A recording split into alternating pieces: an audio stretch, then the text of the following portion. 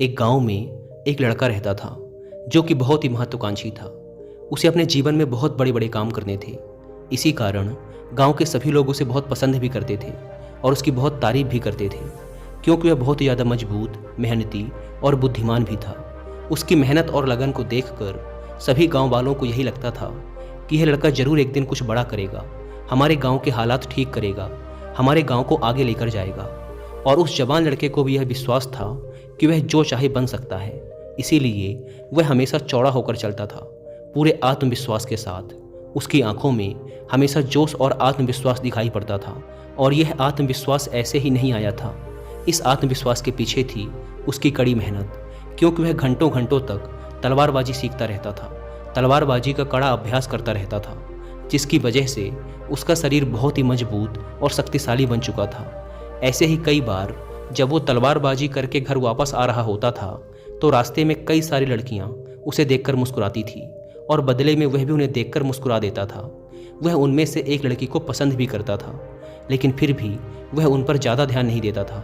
वह वापस से अपने घर आकर अपनी तलवार की धार को तेज करने में लग जाता और फिर उसे लेकर तलवारबाजी का अभ्यास करता।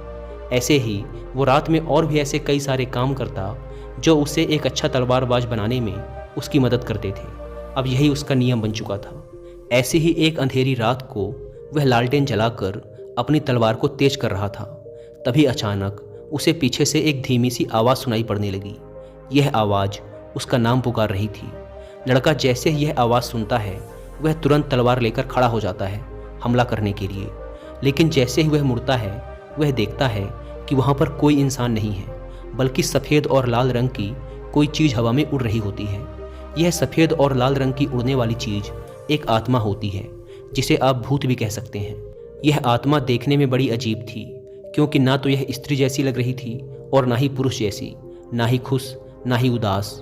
बड़े ही अजीब हाव भाव के साथ वह हवा में उड़ रही थी और उड़ते उड़ते ही वह बोलती है, मैं दिखाने वाली आत्मा हूँ। उस लड़के को यह बात समझ नहीं आती, लेकिन वह डरता भी नहीं है और तलवार उठाकर पूछता है, तुम कौन हो और तुम्हें क्या चाहिए?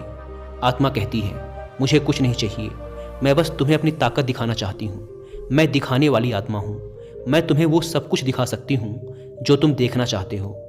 आत्मा की यह बात सुनकर लड़के को थोड़ा आश्चर्य होता है, पर क्योंकि यह इतनी अजीब घटना घट रही थी इसीलिए उसने थोड़ा उत्साहित होकर आत्मा से पूछा, क्या तुम मुझे कुछ भी दिखा सकती हो?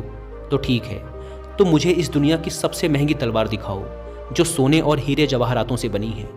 यह सुनते ही वह आत्मा फूंक मारकर एक छोटा सा बादल बनाती है, जिसके अंदर उस लड़के को वह चमकदार तलवार दिखाई देने लगती है जो पूरी तरह से सोने से बनी थी और उस पर हीरे जवाहरात जड़े हुए थे, जिसे हाथ में लेकर एक योद्धा तलवारबाजी का अभ्यास कर रहा था। यह दृश्य थोड़ी देर तक रहता है और फिर गायब हो जाता है। लेकिन यह सब देखकर वह लड़का बहुत खुश हो जाता है और सोचता है, यह तो सच में बहुत ही मज़ेदार और काम की आत्मा है। उसके दिमाग में एक विचार और आता है जो किसी भी नौजवान लड़के के दिमाग में आमतौर पर आता है। वह मुस्कुराते हुए बोलता है, अब तुम एक काम करो, मुझे इस दुनिया की सबसे खूबसूरत लड़की दिखाओ। वह जैसे ही यह बोलता है उसके सामने फिर एक बादल बन जाता है, जिसके अंदर एक बहुत ही खूबसूरत लड़की प्रकट हो जाती है। इतनी खूबसूरत लड़की जितना उसने आज तक अपने सपने में भी नहीं सोचा होता है। उस लड़की के लंबे काले बाल होते हैं, बड़ी और गहरी नीली आंखें होती हैं, सुंदर सा चेहरा और एक बहुत ही आकर्षक सा शरीर होता है, जिसे देखकर वह जवान लड़का एकदम जम सा जाता है, या ये कहो कि उसकी आंखें फटी की फटी रह जाती हैं। वह अगले कुछ मिनटों तक उस लड़की को ही एकटक देखता रहता है। फिर अचानक वह तस्वीर और वह बादल उसकी आंखों के सामने से गायब हो जाते हैं, जिससे उस लड़के को बहुत बुरा महसूस होता है। थोड़ी देर बाद वह लड़का अपने होश में वापस आता है और उस आत्मा से कहता है कि तुम एक काम करो, अब मुझे इस दुनिया का सबसे ताकतवर योद्धा दिखाओ। यह सुनते ही वह आत्मा फिर से एक बादल बनाती है, जिस पर एक बहुत ही ताकतवर योद्धा की तस्वीर उभर कर आती है। वह योद्धा देखने में बहुत ही लंबा चौड़ा, शक्तिशाली और खतरनाक लग रहा था, जो कि एक एक करके सभी दूसरे योद्धाओं को मार रहा था। उस योद्धा की ताकत और तलवारबाजी को देखकर वह लड़का बहुत ही प्रभावित होता है और मन ही मन सोचता है कि एक दिन मैं भी इसी के जैसा योद्धा बनूंगा। अब ये सब चीज़ें देखने के बाद वह लड़का उस आत्मा से बोलता है, बस अब बहुत हो गया, मैंने बहुत सारी चीज़ें देख ली हैं, अब तुम यहाँ से जा सकती हो। ये बोलने के बाद लड़का वापस से अपनी तलवार की धार को तेज करने में लग जाता है और अपने काम में व्यस्त हो जाता है। वह आत्मा लड़के की बात का जवाब देते हुए बोलती है, ठीक है, अगर तुम्हें अभी कुछ और नहीं देखना तो अभी के लिए मैं तुम्हारे घर से जा रही हूँ, लेकिन अगर कभी तुम्हारा मन करे कुछ देखने का तो तुम अपने घर के पीछे वाले जंगल में आ जाना। मैं तुम्हें वहाँ वो सारी चीज़ें दिखा दूंगी जो तुम देखना चाहोगे। आत्मा की इस बात पर वह जवान लड़का कुछ खास ध्यान नहीं देता और अपनी तलवार को तेज करने के काम में लगा रहता है। अब जैसे जैसे हफ्ते गुजरते हैं, बीच बीच में उस लड़के को उन सभी चीज़ों की याद आती है जो उसने देखा होता है। इसीलिए कई बार वह लड़का अपने घर के पीछे वाले जंगल में जाता है, उस आत्मा को देखता है और वापस घर आ जाता है। लेकिन एक दिन तलवारबाजी के अभ्यास के बाद जब वह लड़का बहुत थका हुआ होता है तो सोचता है कि चलो आज देख ही लेता हूँ। वह उस आत्मा के पास जाता है और अपनी तरह तरह की इच्छाएं बताना शुरू कर देता है।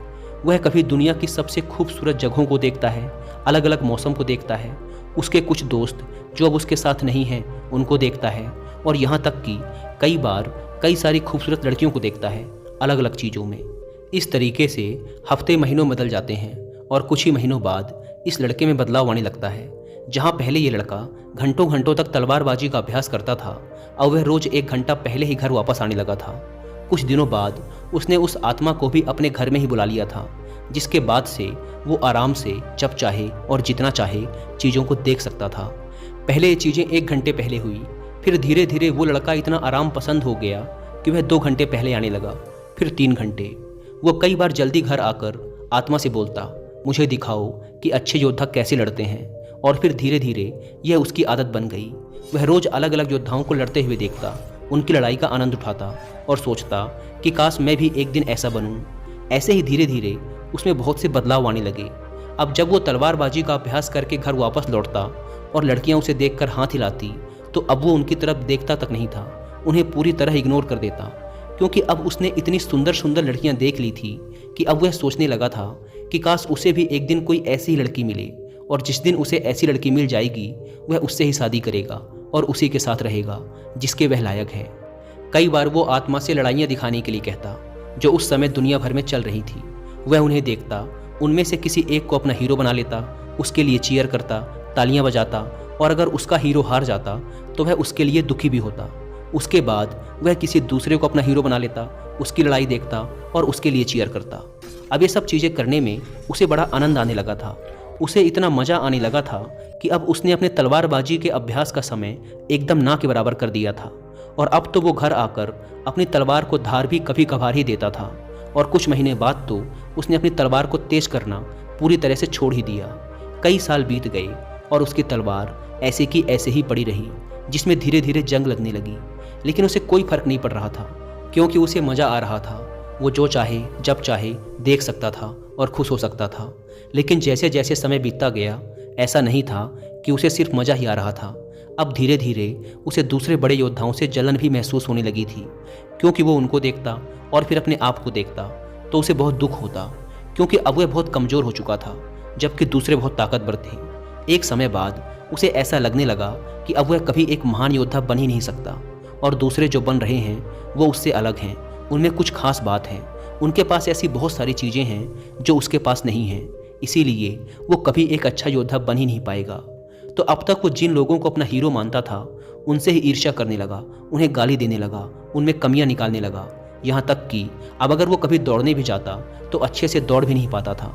उसका शरीर बहुत भारी हो चुका था, उसे अपनी तलवार और ढाल का वजन भी भारी लगने लगा था। उसकी फुर्ती, चपलता और तलवारबाजी का कौशल भी खत्म होने लगा था। ऐसे ही कुछ साल और बीत गए और अब उस लड़के ने अपने बड़े बड़े सपनों को छोड़ दिया। अब उसे योद्धा नहीं बनना था। अब वह सिर्फ उस आत्मा की सहायता से बार बार कोई न कोई युद्ध देखता और उनमें ही जंग लड़ने की कोशिश करता। यहाँ तक कि अब वो 30 साल से भी ऊपर का हो चुका था, अकेला, अपने जीवन से परेशान, लक्ष्यहीन, और उसके जीवन में कुछ अच्छा था भी नहीं। एक रात जब वह अपने कमरे में बैठा हुआ था और जैसे ही रात के 12 बजे तो कोने में वह जो आत्मा बैठी हुई थी वह अचानक जोर जोर से हंसने लगी। उस आदमी ने उसे देखा और चौंक गया। पिछले 10 सालों में आज तक उस आत्मा ने अपनी कोई भी भावना प्रकट नहीं की थी। वह बस एक गुलाम की तरह चुपचाप उसकी हर एक बात मानती चली आ रही थी। लेकिन आज वो हंस रही थी, और आज 10 साल बाद उसने कुछ ऐसा कहा जिसे सुनकर वह आदमी एकदम हक्का बक्का रह गया। उस आत्मा ने कहा, अब मेरा काम यहाँ खत्म हो चुका है, मेरा मकसद पूरा हो गया। डरे सहमे उस आदमी ने पूछा, ये तुम क्या कह रही हो? यह सुन वह आत्मा फिर जोर से हंसने लगी और कहा, अब मुझे वो रहस्य बता ही देना चाहिए जिसे पिछले 10 सालों से मैंने तुमसे छुपा कर रखा था। असल में मैं एक शैतान हूँ, मैं इस दुनिया की सभी बुराइयों की जड़ हूँ। आज रात इस गांव में एक राक्षस हमला करेगा और भविष्यवाणी में यह बताया गया था कि तुम उसी राक्षस को हराने के लिए पैदा हुए थे। तुम इस दुनिया के सबसे महान योद्धाओं में से एक बन सकते थे। तुम हमारी बुराइयों को ख़त्म करने वाले योद्धा थे, लेकिन अब बहुत देर हो चुकी है। अब तुम कुछ नहीं कर सकते। अब हम इस गांव में भयंकर तबाही मचाएंगे और जितनी भी अच्छी आत्माएं हैं हम उन सबको अपने साथ लेकर जाएंगे। ये सब सुनकर उस आदमी के होश उड़ जाते हैं, लेकिन फिर भी चौंका हुआ वह आदमी पूछता है, पर तुमने 10 साल तक इंतजार क्यों किया? तुम तो 10 साल पहले भी मुझे मार सकती थी।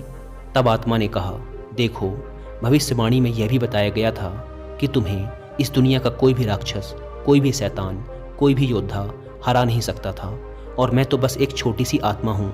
मैं तो तुम्हें छू भी नहीं सकती थी, लेकिन अगर तुम्हें कोई हरा सकता था तो वो तुम खुद थे। इसीलिए मैंने तुमसे लड़ने की बजाय तुम्हें धीरे धीरे जहर दिया, तुम्हें ऐसी ऐसी फैंटेसी दिखाई, ऐसी ऐसी चीज़ें तुम्हारे साथ करी जिससे तुम अपने लक्ष्य से भटक गए और धीरे धीरे कमज़ोर होते चले गए। आज तुम इतने कमज़ोर आदमी बन चुके हो जो ना तो अपनी रक्षा कर सकता है और ना ही इस गांव की। यह सुनते ही उस आदमी का दिमाग एकदम हिल गया। उसे जोर का सदमा लगा, उसके पेट में दर्द चालू हो गया, इतना दर्द कि वह वहीं ज़मीन पर गिर पड़ा। पर फिर धीरे धीरे दर्द में कराहते हुए उसने कहा कि क्या उन खूबसूरत लड़कियों को मैं फिर से एक बार देख सकता हूँ? इस पर उस शैतानी आत्मा ने हंसते हुए कहा, हाँ, हमेशा, लेकिन सपनों में। दोस्तों, ये कहानी पूरी तरह से हमारे आज के समय में भी फिट बैठती है, और अब तक आपने समझ भी लिया होगा कि आज के समय में हमारे लिए वो शैतान, वो डेविल कौन है। Internet, social media, porn, drugs और ऐसे बहुत से एडिक्शन जो आज की यंग जनरेशन को लगातार वीक और पर्पसलेस बनाते जा रहे हैं। हर एक इंसान जिसने अपने बचपन में कुछ सपने देखे थे वो उन सपनों को काफ़ी हद तक पूरा कर सकता है, लेकिन जैसे जैसे वह बड़ा हुआ उसे आराम की लत लग गई, बिना मेहनत के चीज़ों को पाने की आदत पड़ गई, काम को टालना उसकी आदत बन गई। उसने ऐसे ऐसे एडिक्शन पाल लिए जिसने उसे उसके लक्ष्य से भटका दिया। इसीलिए वह बड़ा तो हुआ, लेकिन उसके सपने छोटे होते गए और अंततः उसने अपने ड्रीम्स को गिव अप कर दिया। आज के समय में इंसान का जीवन इतना आसान हो गया है जितना पहले कभी नहीं था। आज वह इंटरनेट के थ्रू जो चाहे जब चाहे देख सकता है और खुश हो सकता है। उसे इसके लिए कोई मेहनत नहीं करनी पड़ती। आजकल डेली नीड्स की चीज़ें भी बहुत ही आसानी से उपलब्ध हैं, जिसके लिए पहले इंसान को काफ़ी शारीरिक मेहनत करनी पड़ती थी। आज का मैन जो वो बनना चाहता है उस काम को और उसके रिजल्ट को इंटरनेट पर बड़ी ही आसानी से देख सकता है और खुश हो सकता है, जिससे उसके दिमाग को सस्ता डोपामिन मिल जाता है। अब क्योंकि दिमाग को उस रिजल्ट का डोपामिन मिल चुका है, इसीलिए वो उस इंसान को उस रिजल्ट को रियल लाइफ में हासिल करने के लिए पुश नहीं करता। इसके बजाय वो और सस्ते डोपामिन की तलाश में इंसान को ऐसे ही और चैलेंजेस को इंटरनेट पर देखने और उसके लिए खुशी मनाने के लिए मोटिवेट करता रहता है, जिससे इंसान इस फेक हैप्पीनेस हार्मोन का आदी हो जाता है और रियल लाइफ में चैलेंजेस को फेस करने से भागने लगता है, जिससे आज के मैन का testosterone level, muscularity and toughness लगातार नीचे गिर रहे हैं, जिससे वो लगातार वीक और पर्पसलेस बनता जा रहा है। इसीलिए ये ज़रूरी है कि हम अपनी इस फेक और वर्चुअल दुनिया से बाहर आकर रियल लाइफ में चैलेंजेस लें और उन्हें पूरा करें। लेकिन इसमें सबसे ज़रूरी चीज़ है फोकस। बिना फोकस के किसी भी लक्ष्य को हासिल नहीं किया जा सकता। तो ज़रूरी है कि हम हर तरह के एडिक्शन से अपना ध्यान हटाकर अपने काम पर लगाएं। लेकिन आजकल की दुनिया में इंटरनेट से डिस्ट्रैक्ट हुए बिना रह पाना लगभग असंभव है। इसीलिए जितना हो सके खुद को हर तरह के डिस्ट्रैक्शन से दूर रखकर अपने लक्ष्य पर फोकस करने का प्रयास करो, क्योंकि डिस्ट्रैक्शन हमारे सपनों को बस सपना बनाकर छोड़ देता है। दोस्तों, उम्मीद है कि आपको इस वीडियो से कुछ सीखने को मिला होगा, और वीडियो में यहाँ तक बने रहने के लिए आप सबका बहुत बहुत धन्यवाद।